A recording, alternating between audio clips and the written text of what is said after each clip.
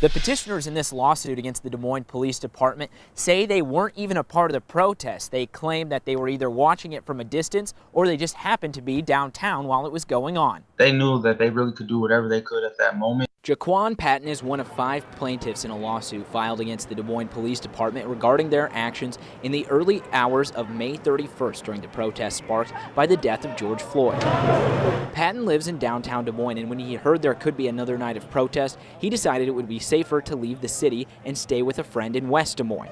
When he came back home shortly after 3 o'clock the morning of the 31st, Patton says he was arrested as soon as he got out of the car and charged with participation in a riot, unlawful assembly, and failure to disperse. It went on for another 2 weeks, so I had to live in fear for 2 weeks, and I think it's just important just to get for the city to realize that they need to just do better. The Polk County District Court later dismissed all charges filed against Patton. The suit claims there are at least 42 other people who were charged with crimes they did not commit. KCCI asked the Des Moines Police Department for a comment, and spokesman Sergeant Paul Parizek said the DMPD is not allowed to comment on pending litigation. The Des Moines Police Department wanted to make a show of force in retaliation. Michael Klingenberg is another Des Moines man who says he was watching the protest from a parking garage and was arrested and charged with the exact same charges as Patton.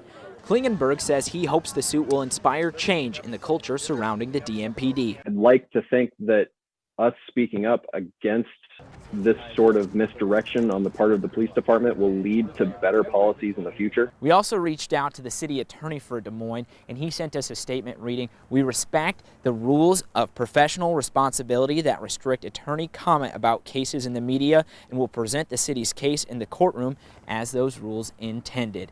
In Des Moines,